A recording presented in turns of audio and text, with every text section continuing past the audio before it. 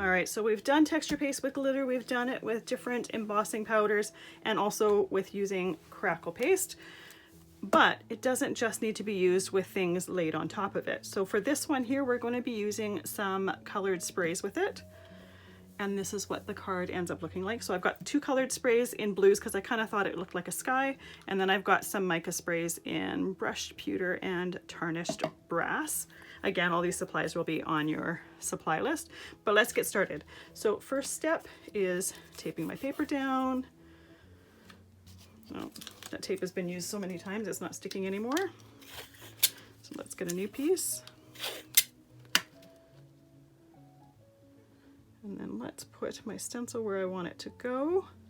Again, any of those flat edges I'm trying to put right over the edge of the card so that I don't see them on my card. And then any of these images here that have a flat edge, I'm going to completely ignore and not put paste in them because I don't want there to be images that have flat edges on there. Not the look I'm going for. You could use a stencil that was wider and do an entire front card front with the same technique. I just thought this looked a little bit more interesting. I'm going to get my paste. I'm using the regular paste again.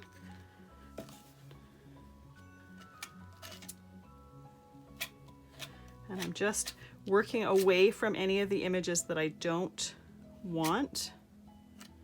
And I've already realized I've got some paste in there, so that's going to be part of it. But what I can do is once I've got my image off is I can rub some of that off. You may still get a little bit of effect with the sprays, but that's okay. You could, if it really bothered you, lift the sentiment up so that it hid it a little bit.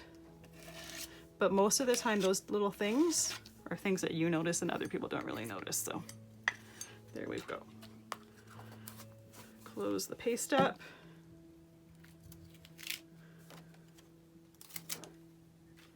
There we are. So that needs to dry completely before we start using our sprays. And I'm going to completely wipe that up. And I happen to already have one that I've already pasted.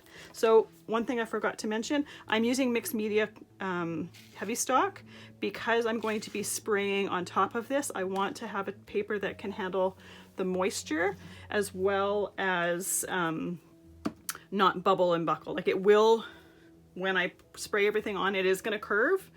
The spray is going to go to the side, which is what ends up here, but that's totally fine. But what's going to happen is it will end up drying flatter. So I'm going to take all of my lids off. I'm working on my regular surface that I've been working on through the whole class, but you want to make sure that you have a surface that you can spray on. These are just dye based, so they will wash off your surface. So no need to worry about that. So I'm just adding different sprays. They're all going to mix together. And then to help it flow a little bit, we can spray some water. And I typically like to lay this onto a piece of paper towel so that any excess on the sides can just get lifted by that paper towel.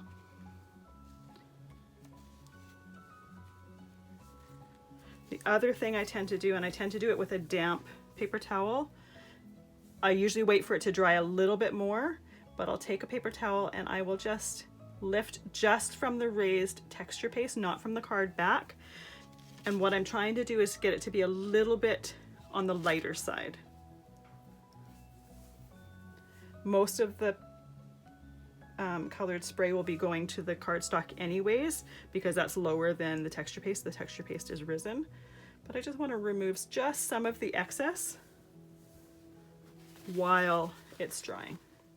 Now, when I originally had this card in my head, I thought I was going to add a die cut in front of it. So I also took my tarnished brass spray and sprayed a scrap piece of paper so that I would have a piece of paper to die cut that was going to match. But I ended up just liking this as is and leaving it alone. And then I ended up using that card that I sprayed as a mat against my silhouette there. So I'm going to leave this to completely dry and I will be back to show you how it turned out. All right, my piece was dry. I ended up having to drive my daughter to work, so I wasn't able to sit and make sure to get more of the spray off of the paste in order to make it lighter like that. To do it again, I would make sure that I was here for the whole time and to be able to take it off like that. Love it like this as well, but I do really like how in this one, because I kept taking the damp spray off the surface, I love how the flowers appear whiter in that one. The other thing that I love is the mica sprays here. You don't necessarily have to use them, but they add a bit of sparkle to it. And I love how they tended to pool right around all of the embossing. So it's almost like it highlights it. You get some a little bit in the bigger areas as well, but it really tended to get stuck and pool in those little tiny areas right around the texture paste, which is fun to see and neat when you put it in the light. So simple, put it onto the back of your card, add a little sentiment, and away you go. Another card with texture base. We'll see you in the next video.